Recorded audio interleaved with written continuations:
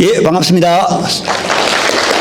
오, 많이 오셨네요. 혹시 제 얼굴 아시는 분? 다행히 없네요. 이게 다행이라고 해야 하나? 일단 왜 제가 제 얼굴을 아냐고 여쭤봤냐 하면은요, 저는 농촌진흥청에서 한 30여 년 근무를 했고요. 계속 이제 양파 마늘 쪽으로 근무했는데, 제가 지지난 6월, 최근 13년부터 21년까지 여기 청계면에 시험장 있는 거 아시죠? 예, 제가 거기서 근무했습니다. 근데 아마 정년퇴임을 하고 지금은 지오텍이라고, 사실 지오텍이 별거 아니고 그냥 갈릭 앤 오니언에서 양파 마늘의 첫 글자를 땄습니다. 제가 무슨 이름을 지을까 하다가 그냥 이렇게 지어서 지금은 컨설팅을 하고 있고요. 저는 항상 교육할 때 이럽니다. 뭐 기농 기촌반도 아니고 아마 여기 짧게는 뭐 5년 10년, 많게는 30에서 40년 이상 양파 마늘 하신 분들입니다. 그래서 뭐 미주알 고주알 얘기할 필요도 없고, 더구나 오늘은 양파 마늘 일반 재배 기술이 아니고 기계 재배에 한해서만 얘기를 할 겁니다. 제 얘기가 맞죠? 그렇게 알고 오셨죠? 예, 그래서 일반적인 거는 오늘 하지는 않고요. 그래서 어쨌든 사실 기계 자체는 아마 선생님들 많이 쓰고 있는데, 제가 주로 얘기할 거는 이제 파종, 수학, 요 부분에 대해서 중점적으로 설명을 하도록 하겠습니다. 그래서 저는 선생님들한테 오늘 새로운 거 하나, 근데 하나만 알고 가면은, 그러니까 알고는 있었지만 실천하지 않았던 부분, 이제 요 두 가지만 채워드리면 되지 않을까 하는 생각을 합니다. 이런 순서로 할 거고요. 얘가 열을 보고 하면 되겠네. 이런 순서로 할 거고요. 뭐 간단하게 가격 전망 있는 거는 다 아시다시피 실제 지금까지는 가격이 좋습니다. 그 양파가 계속 가격이 안 좋다가 지난해 좋았고, 마늘은 20년 8월부터 가격이 좋았어서 지금까지 계속 되고 있고요. 그래서 이 부분이 뭐 아시는 분은 아마 농촌경제연구소에서 나오는 가격 전망을 계속 관심 있게 보실 텐데, 잘 아시겠지만 양파 같은 경우는 사실은 뭐 약간 줄었거나 별반 차이가 없습니다. 그런데 참 과거 같으면 전년도 가격이 이렇게 높으면 이제 이 면적이 늘 텐데, 요즘 워낙 생산비가 많이 들고 힘이 드니까 아마 마늘은 양파는 면적이 늘지 않는 것 같고, 다만 가격적에 좀 더 염려가 되는 부분은 사실 마늘 쪽입니다. 보시면 마늘은 2.5%인가요? 전체적으로는 이것밖에 늘지 않습니다. 그런데 아마 여러분들은 이 품종을 거의 재배 안 하시는데, 그 대서라고 아마 농가에서는 스페인산 마늘 또는 장아찌 마늘 이렇게 얘기할 거예요. 근데 이거가 지금 보신 바와 같이 6% 이상이 늘고 있습니다. 이제 이 얘기는 대서 마늘은요, 남도 마늘보다도 수량성이 한 30%가 많아요. 그러다 보니 제가 봤을 때 대서 면적이 6%가 늘었다는 얘기는 우리나라 전체 마늘 생산량이 정상으로만 가면은 10%쯤은 늘지 않을까. 그러면 과연 가격이, 사실 현지 산지 유통하시는 분들은 벌써부터 마늘 걱정을, 가격 걱정을 많이 하고 계세요. 그런데 어쨌든 그거는 차원 문제고, 일단은 우리는 생산하는 입장이잖아요. 일단은 품질 좋은 거 많이 생산해야 되겠죠. 이게 이제 뻔한 데이터를 왜 제가 갖고 왔느냐 하면은, 아마 여기는 많게는 몇만 평 하시는 분도 있을 겁니다. 양파 마늘을. 그리고 작게는 아마 여기 보시는 것 같이 지금 우리나라 같은 경우는 1000평, 900평 이하가 100명 중에 한 87분이 900평 이하의 농사를 짓고 계십니다. 마늘 양파 농사를. 예, 300평 이하도 60명이 넘어요. 그리고 2.5%, 100명 중에 거의 3명이 우리나라 전체 마늘 양파의 25%, 4분의 1을 짓고 있습니다. 그래서 굉장히 여기도 양극화가 심합니다. 많이 하시는 분은 진짜 많이 하시고, 적게 하시는 분은 적게 하는. 그러다 보니 오늘 강의 주제가 기계화잖아요. 그래서 면적이 많은 분들은 뭐 비싼 기계 사서 활용도가 높은데, 그렇지 않는 분들은 기계 사기가 힘드니까 그냥 죄송하지만 인력으로 할 수밖에 없는 이런 구조다는 거죠. 보시다시피 경영비는 계속 늘어가고 있습니다. 지금 마늘 같은 경우는 생산비가 12,000원을 넘어가고 있고요. 뭐 양파도 마찬가지. 지금 거의 10,000원대로 이렇게 가고 있습니다. 아마 지난해 제가 알기로 양파 수확하는 단가가 포장해서 수확하는 단가가 20kg 한 망에 거의 3,700원 정도 한 걸로 알고 있거든요.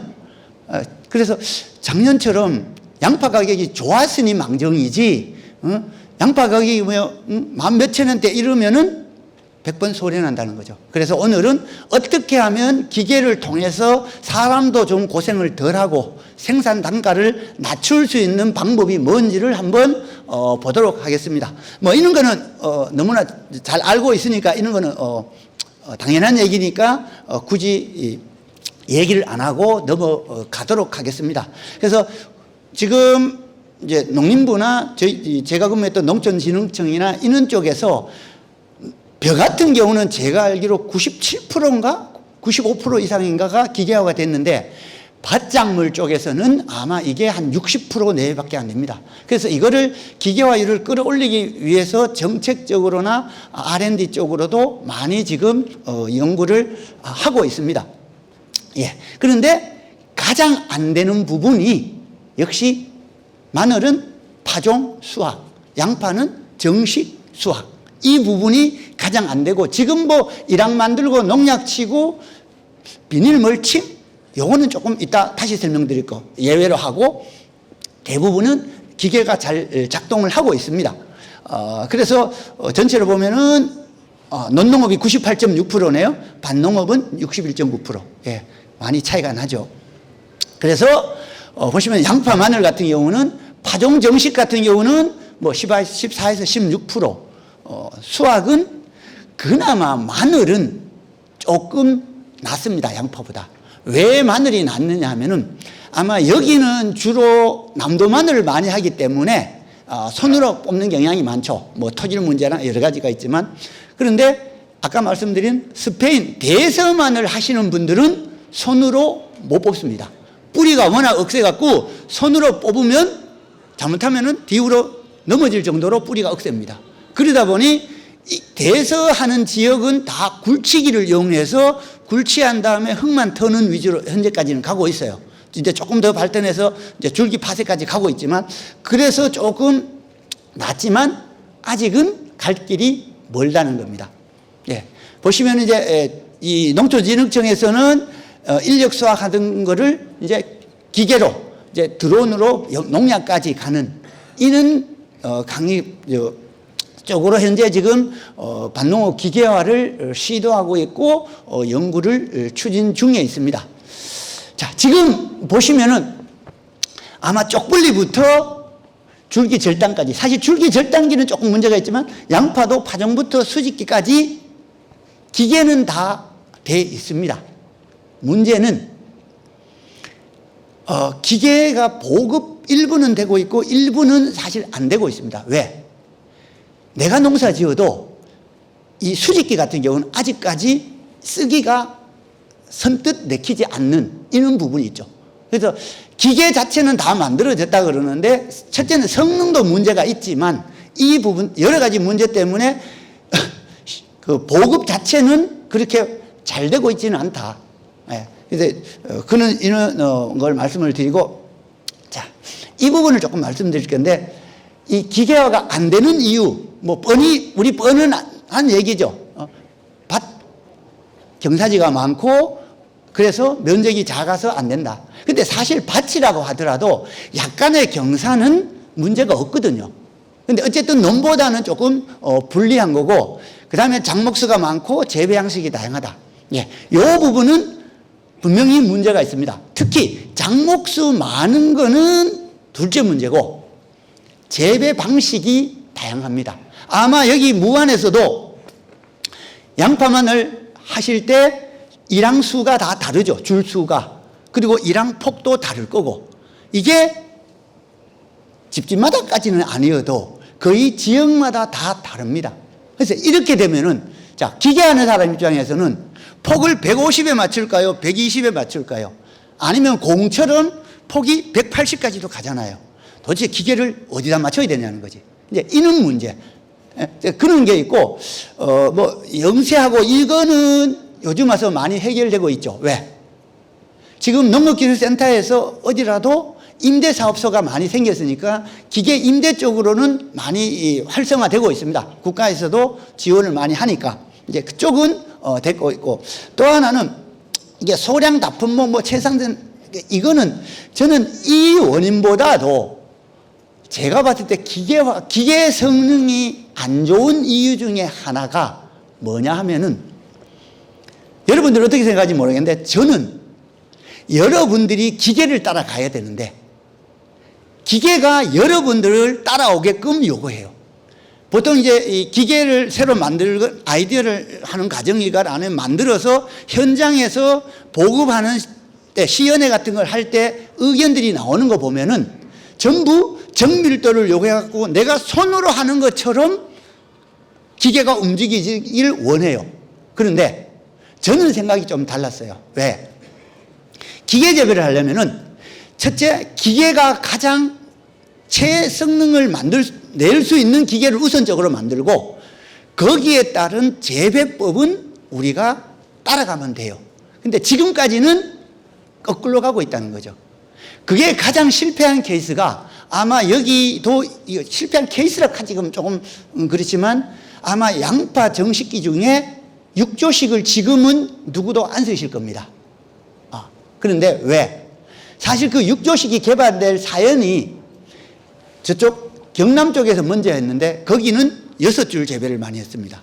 그래서 그분들이 우리가 손으로 6줄 재배하니까 기계도 6줄을 만들어 다오 이렇게 된 거예요. 이제 그러는 과정에서 사실 여러 가지 문제가 생겨가지고 지금 사실 거의 기계 생산이 안 되고 있죠. 어쨌든 이런 것 때문에 앞으로도 저는 부탁드리고 싶은 게 혹시 기계 만들거나 어떤 설계부터 참석한다면 내가 원하는 기계가 아니고 그냥 내가 가능적으로 생산하는 양만 나올 수 있으면 되잖아요. 예를 그게 뭐, 거꾸로 꼽지는 않겠지만 어떤 방식으로 심든 간에 생산량만 나오면 된다는 거죠. 자, 이제 뭐 여건은, 이제 여러 가지가 이제 있겠지만 앞서도 말씀드린 대로 사실 비닐 피복 이거 기계와 아주 적이거든요. 이제 하여튼 이런 문제, 하여튼 이런 게 있으니까 결국은 불리하다는 것만 이론만 자꾸 하니까 한데 이게 이제 조금의 핵심인데 기계 재배를 하기 위해서는 두둑폭이 일단은 120을 기준으로 합니다. 그런데 이게 지금 양파나 마늘에도 왜 120을 하느냐 하면은 120이 되면은 파종기, 정식기, 두둑 형성기, 뭐, 이 약재치는 그런 거 다 표준화가 될 수 있어요. 그런데 지금 여기 특히 무안 아니면 전남이 두둑폭 120으로 하시는 분 거의 없죠. 여러분 대부분이 마늘 양파를 13줄, 14줄 하시잖아요. 비닐폭 180 아니면 210 이렇게 가죠. 근데 그렇게 넓은데 트랙터가 아니면 다른, 그러니까 모든 기계가 들어갈 수 있는 그런 통로가 안 되더라는 거죠. 기본 조건이. 그래서 기계화가 더 힘든다는 겁니다. 지금 현재. 그래서 보시면 정말 너무너무나 달라요. 그래서 이 부분을 개선을 했으면 좋겠고요. 자, 보시면 의성은 경운기로 마늘을 파종하는데요. 5줄씩 파종합니다. 그래서 5조씩을 가지고 5왕복 25줄, 두둑폭이 375cm, 고흥은 아시다시피 거의 4m, 창녕은 120cm에 6줄 내지 8줄, 우리 전남 무안 쪽은 두둑폭만 통로 빼고 150에서 180, 거기에서 뭐 13줄, 14줄 이렇게 가고 있죠. 근데 너무나 이게 다양하더라. 그래서 저는 기계는 이거 싹 무시하고 그냥 120으로 가자. 그런데 하나 예외랄까? 근데 의성 같은 경우는 그러면 왜 180, 375가 왜 될까? 저는 되는 이유가요, 한지역 마늘이기 때문에 마늘이 땅속 깊이 있습니다. 그러면 나중에 굴치할 때 마늘밭 위로 경운기 정도가 굴러가도 밑에 마늘이 안 상해요. 그러니까 이 저런 지역은 깊이 심으니까 약간의 특수한 상황이 있기는 해요. 이제 그렇다는 것을 말씀을 드리고, 자, 이게 180cm. 그죠? 이 정도면은 이 마주 볼 수 있을까요? 마주에서 심는 것도 어렵죠. 첫째, 저는 이거 보고 150 같으면 그나마 마주 앉아서 심을 수 있어. 그런데 180은 죽었다 깨도 안 된다는 거지. 그러면 어떻게 해요? 나는 처음에 이거 보고 진짜 왜 이럴까 하는 생각이 들었는데, 로타리 잘 쳐서 제초제 치고, 그죠? 비닐 덮고 잘 했어. 근데 심을 때는 어때요? 위에 올라가서 뒷걸음 치면서 심죠. 뭐 바퀴 발자국 나고, 발자국 밟았는데 그 양파 심으려니까 땅 딱딱해져서 심기 힘들고. 또 하나, 저는 이렇게 넓은데 뒷걸음 두둑이 올라가서 심는데 제초제는 왜 치나 몰라요? 그거 안 치면은 더 많이 나는데요. 맞는데 그러면은 위에 올라가지 말아야죠. 제초제라는 게 여러분들 원리는 다 아시잖아요. 제초제 원리가 이 로타리 치는 흙 위에 제초제를 치면은 피막, 막이 형성이 돼요. 얇은 막이. 그 막이 형성돼서 작은 잡초종자가 발화되다가 개한테 걸려서 위로 못 올라오는 거거든요. 그래서 원래 제초제를 칠 때는요, 이 로타리 치고 바로 하는 게 아니고 둥근 롤러라든지 이런 걸로 한번 흙을 표면을 살짝 다져주는 게 맞아요. 다져준다까지 몰라. 편편하게 하는 게 맞아요. 그래야 표면적이 적으니까. 그런데 우리는 제초제 쳐놓고 발부로 밟으면 밟은 자국은 풀이 올라오죠. 그래서 좀 아니지 않느냐. 자, 또 하나. 지금 이제 기계하기 하는데 요 부분은 모르겠어요. 저도 이게 좀 딜레마인데, 두둑을 이랑 만드는 거는 기계로 만드세요. 그런데 비닐 덮는 거는 여기 보시다시피 이게 삽으로 덮어요. 근데 이것처럼 기계로 하시는 분도 있기는 해요. 그런데 아직까지도 주산단지에 가면 이거를 손으로 합니다. 비닐 표복을. 기계가 없어서가 아니고. 왜? 근데 한편 보면 이 아직까지, 그러니까 왜 이럴까를 보면, 이거는 두둑폭이 한 30에서 40이면 됩니다. 근데 기계로 하면은 거의 50cm 이렇게 되거든요.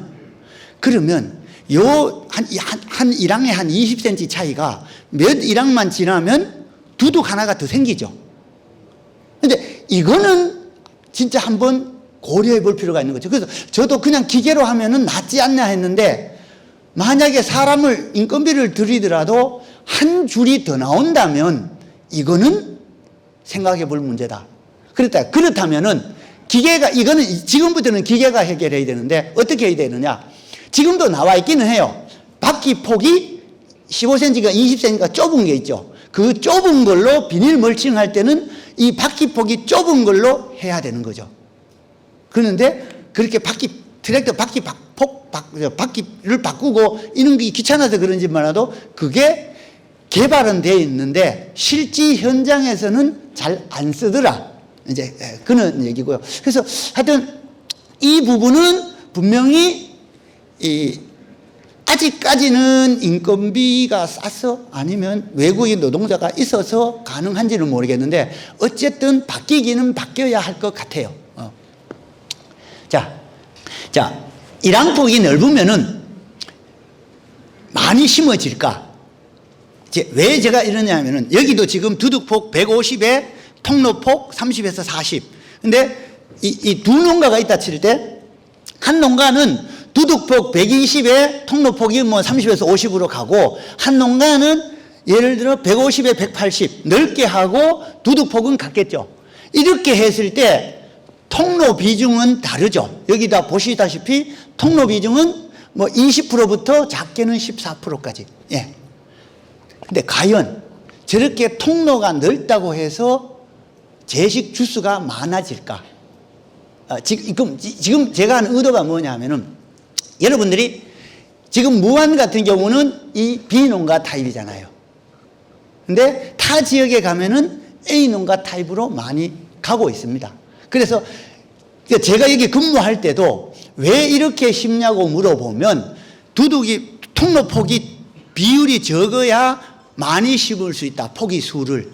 이거를 굉장히 강조하셨어요. 여기 분들이. 그래서 진짜 그럴까를 제가 분석했는데 그거는 아니라는 겁니다. 한번 보시면 자, 지금 두둑폭 120이면은 이론상으로 6줄이면은요.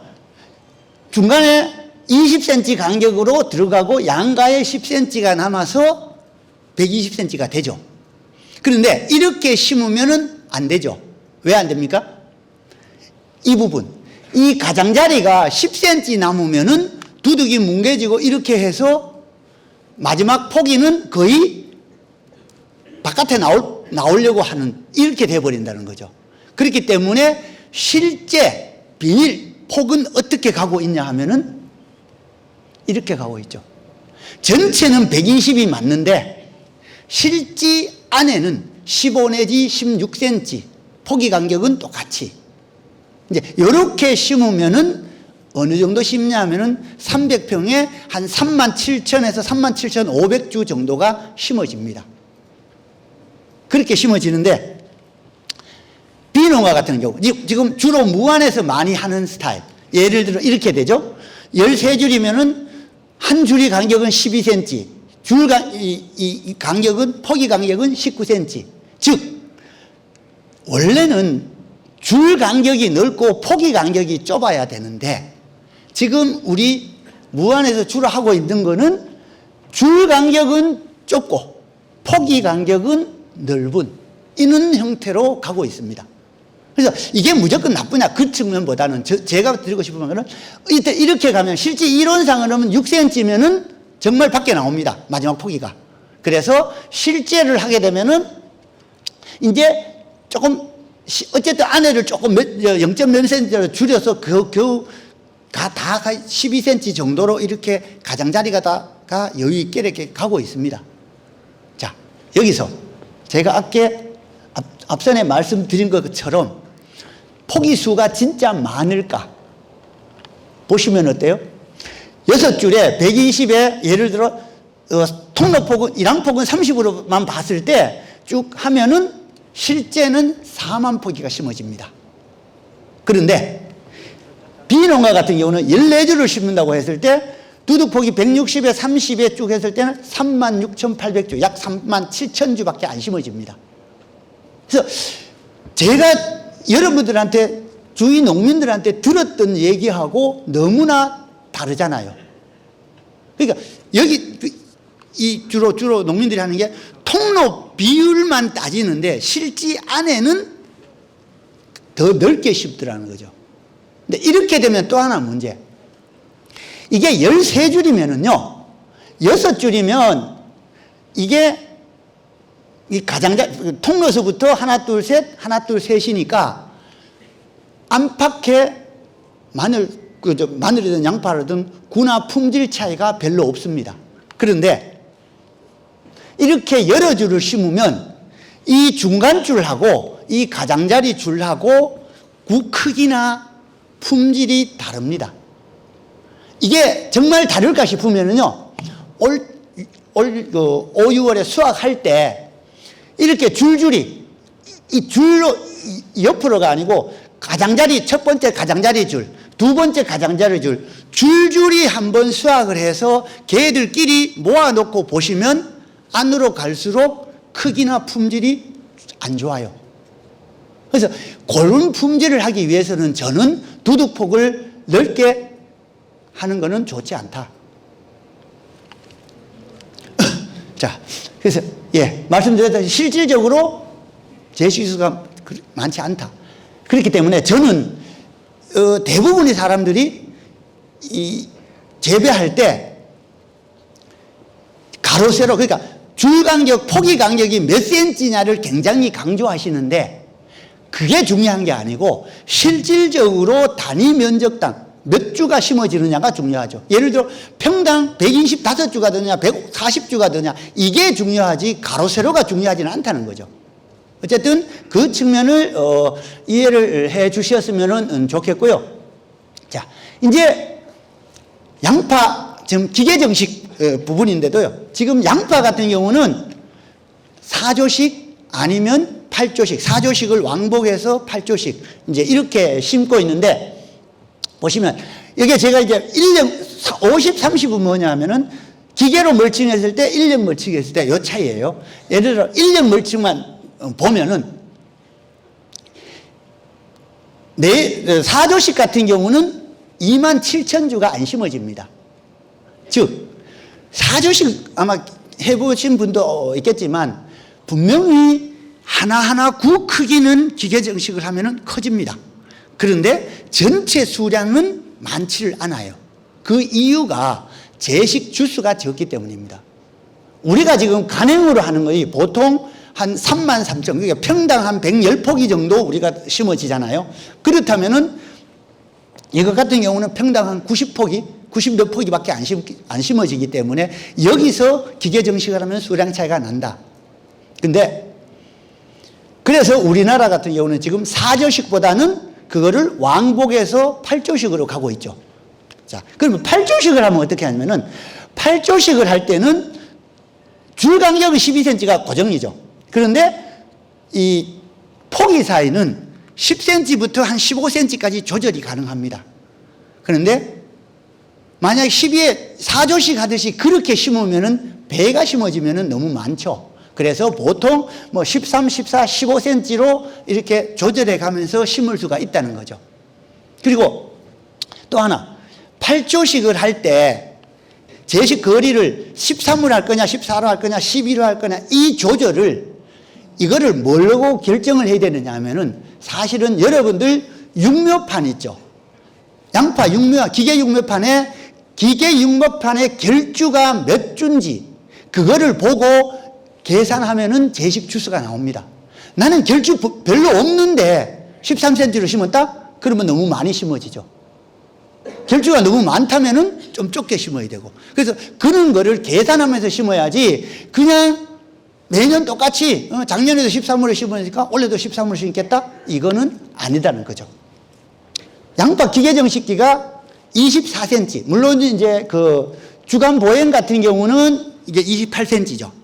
그러니까 보행, 승용 같으면 28cm가 별문제인데 구보다 같은 경우는 24cm로 알고 있습니다. 그렇다면 24cm 네 줄로 심으면 어떻게 돼요? 원래 두둑폭은 96이면 됩니다. 그런데 96을 하면은 좁죠. 가장자리 문제도 있고. 그래서 대부분이 100을 하면은, 100을 하거나 하면은 110 정도, 요렇게 갑니다. 자, 그런데 그 10cm 차이. 두둑폭을 110으로 했을 때, 120으로 했을 때, 이 차이가 보시면 25,000주와 23,000주, 1,500주 정도 차이 나죠. 왕복 8조씩 할 때는 이 부분을 아까도 말씀드린 것처럼 내 육묘판의 결주율이 많고 적음에 따라서 이 부분을 조절하셔야 된다는 거죠. 그 대신에 4조씩은 아마 무조건 보식을 100% 해야 되고요. 저는 권장하는 게 8조씩 같은 경우는 결주된 거를 심지 말자는 겁니다. 그 대신에 심다가 결주난 거. 그러니까 묘가 떨어뜨려서 잘못 심어진 거는 어쩔 수 없이 심을지언정 빈 구멍을 다시 심으려면은 제가 봤을 때 기계정식 할 필요가 없죠. 이제 그런 거를 감안을 해 주면서 해야 되고. 자, 그래서 제가 이 두둑폭 아까 말씀드린 대로 100부터 110 쭉 이렇게 했는 거하고 통로폭을 따졌을 때 결국은 두둑폭 100cm에 4조씩일 경우 14에 15를 심었을 때 우리가 인력으로 심는 것만큼 딱 가장 근접한 게 되더라. 이제 그렇게 말씀을 드리고요. 그래서 이게 결국 이제 우리 인력 정식하면은 한 양파 같은 경우는 32,500, 한 33,000주가 심어지는데 지금 4조씩 같은 경우는 25,000. 8조씩으로 8조씩으로 심으면 폭이 110이냐 120이냐에 따라서 제식 주스가 다르죠. 두둑폭이 여러분들처럼 150 아니면 180에서 불리한 이유 또 하나.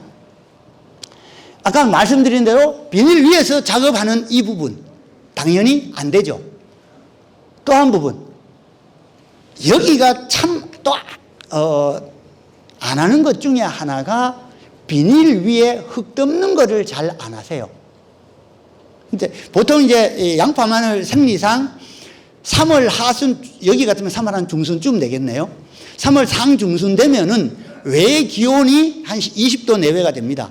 그러면 흰 비닐을 했을 때 겨울이라든지 이 저온기에는 지온을 올려줘 가지고 생육이 잘 자라는데 3월 중순 이후부터는 잡초가 나잖아요. 그렇기 때문에 흙을 덮어버리면은 풀도 안 나고, 또 하나 흙이 덮인 상태에서 5월 달에 가면은 온도도 안 올라가고 여러 가지 좋은데 흙을 안 덮더라. 자, 지금 사실 이렇게 갈리기로 역행, 그러니까 나를 거꾸로 해가지고 2번 정도 왕복을 하면은 이렇게 흙이 덮여집니다. 이렇게 흙이 덮여지는데 여기는 잘 안 하죠. 물론 나름 이유는 압니다. 여기가 토질이 황토 땅. 양파 마늘의 품질은 좋지만 이 흙덩이가 약간만 수분이 부족하면 뭉쳐가지고 이 하기가 어렵다는 불편함은 있습니다만은, 그러나 수분이 맞을 때 하면 되잖아요.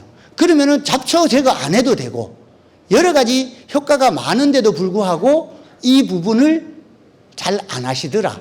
그래서 이거는 한번 실천을 해 주셨으면 좋겠다는 거고요.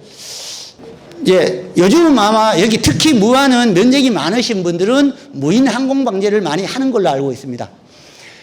자, 항공 방제할 때 약재 선택이 중요한데 일반 약재를 치시는 분들도 간혹 있습니다.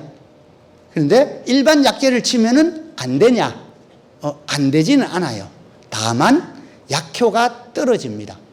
그러면 무인항공이라고 등록된 이 무인항공이라고 등록된 약재는 별도로 만들었느냐? 그거는 아닙니다. 그러면 무인항공으로 등록된 약재는 뭐냐 하면은 기존 약재 중에 물리성이 좋은 거, 즉 입자가 미세하게 나갈 수 있는 이 성질이 좋은 거를 농약 회사에서 이 정도면은 되겠다 해서 등록을 따로 한 거지 별도의 농약은 아닙니다. 그렇다면 일반 약재를 드론으로 치면 어떻게 될까요? 약재는 나가죠, 그죠? 다만 입자가 미세하지 않기 때문에, 입자가 굵게 나가기 때문에 방제 효과가 떨어지죠. 이제 이 부분을 조심하셔야 되고, 드론으로 치면은 약값이 덜 들까요? 조금밖에 안 치는데? 아니요, 똑같습니다. 양은 같습니다. 단지 물을 타는 배액이 다를 뿐이죠. 예. 보통 이제 120에서 250배로 치는데 3,000평에 16리터밖에 안 친다는 거죠. 우리 스프레이로 뿌리는 3,000평 같으면 거의 한 1,500리터 뿌려야 되잖아요. 이제 이런 차이. 예, 뭐 관수시설은 이렇게 하니까 되는데, 관수시설 같은 경우도 뭐 대부분 여기 간정이 있으니까 좋습니다. 다만 저는 물 주는 게 수압이 딸려서 그런지는 모르겠는데 한 번 줄 때 푹 안 주시더라. 왜? 보통 우리가 해갈이 되려면 한 30mm가 와야 되는데 보통 몇 시간, 2시간 주고 옆으로 넘어가기 바쁘더라는 거죠. 그러니 주고 며칠 안 되면 또 가뭄이 타는. 그래서 물을 줄 때는 한 번 줄 때 한 번 푹 줬으면 좋겠다는 거고, 요거는 기계하고 사실 상관없지만 뭐냐면은 마늘 정식 아니면 마늘 파종, 양파 정식하고는 바로바로 물을 주셔야 됩니다. 이게 파종, 발화에 된 걸요, 24시간, 48시간, 72시간, 96시간 만에 이렇게 뿌리가 내립니다. 그러니까 심고 돌아서서 바로 물을 주십사 하는 거고요. 그래서 늦게까지 물을 주면은 안 된다는 거. 자, 또 하나. 지금 트랙터로 두둑 작업을 많이 하다 보니까 이 머리꼴 쪽에 배수로를 안 하시는 분이 많은데 이거는 꼭 좀 해 주십사 하는 겁니다. 특히 남자분들이 삽질 몇 번만 해 주시면 됩니다. 뭐 어제 스마트팜은 많이 하고 계시니까 굳이 사실 스마트팜을 하면은 항상 토양 수분을 일정한 상태로 유지하기 때문에 확실히 생육 자체는 좋습니다. 뭐 이제 센서에 따라 다르지만 토양 수분을 한 23% 정도에 유지해 놓고 하면은 기계가 알아서 물을 주니까 사실은 좋죠. 제가 봤을 때 이는 뭐 시범 사업이라든지 이런 쪽으로 할 수 있으면은 굉장히 좋습니다. 다만 조금의 불편한 점은 양파 마늘 수확하고 후작물 재배할 때 얘를 걷어내야 된다는 거. 이제 그런 거는 조금 불편을 하죠. 뭐 이런 거는 퇴비살포기가 굳이 말씀을 안 드리고, 자, 또 하나. 요거는 저희 변명 같지만 변명은 아닙니다. 대부분이 마늘 같은 경우는 뒤에 나오겠습니다만은 마늘 품종에 따라서 기계 파종할 때 결줄이 약간 다릅니다. 남도보다는 대서가 약간 높아요. 그 이유는 남도는 모양이 약간 둥근 타입인데 거기에 비해서 대서가 인편이 약간 길거든요. 그래서 이 호파에서 넘어오는 과정에서 잘 떨어져서 결주율이 조금 높은데 그거는 차원 문제고, 대부분이 보면은 이 농민분들이 제가 부탁을 드리고 싶은 뭐냐면 기관에 더 높으신 분들한테 뭐 얘기하다가 기계화가 왜 안 되고 있어요? 그러면 기계화에 맞는 품종이 없어서 안 된다고 얘기해요. 이게 맞아요? 아니, 양파 심는데 무슨 품종이든 똑같잖아요, 묘 상태는. 그러면 수확할 때 그 특성은 물론 이게 완전히 우리가 밭에서 완전히 건조한 다음에 들어오는 것 같으면은 또 몰라. 근데 지금 기계 수확 같은 경우는 줄기 파쇄하고 그냥 로타리 굴치하고 수집하잖아요. 근데 이렇게 되는 과정에 품종에 무슨 특성이 있냐는 거지. 근데 사실 여기 파속이 있습니다만 기관에서 이 품종 때문에 고생을 하고 있어요. 이 농민분들이 품종이 없어서 기계화 못한다를 얘기해가지고 실제는 그렇지 않다는 걸 말씀드리고, 자, 이 부분인데 어쨌든 기계화 토질, 아까 토질도 말씀을 드렸습니다만은 실제 이 부분이 가장 큰 부분이긴 합니다. 제가 이 말투가 여기 말투가 아니잖아요, 그죠? 제 고향이 경북 의성인데 저도 어릴 때부터 마늘을 했는데 여기 처음 와서 마늘 심는 거 보고 깜짝 놀랐어요. 왜? 거의 끝이 보이도록 심는 거는 당연한, 뭐 거기는 좋아, 그나마 좋아. 거의 3분의 1 반 이상이 땅 위에 올라오도록 심어요. 왜? 그래서 왜 이렇게 얕게 심으세요? 물으니까 뽑기 힘들어서. 이제 이런 부분이. 근데 우리 남도 마늘의 특징이 얕게 심으면 통이 잘 터지죠.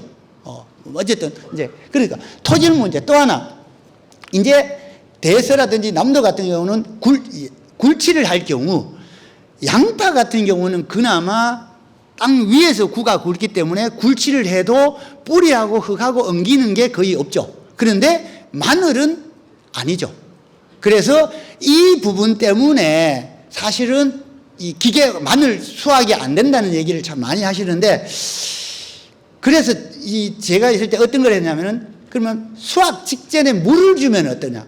한 이틀 전이나 이렇게 물을 살짝 준 다음에 수확하면은 이게 품질에 어떤 영향을 미칠까 이런 거를 한번 해봤었는데, 글쎄요, 그게 마늘이 약간 물을 이제 수확 직전에 먹으니까 시커머지고 좋지는 않아요. 하여튼 그 부분은 앞으로 더 연구를 하면 될 것 같고,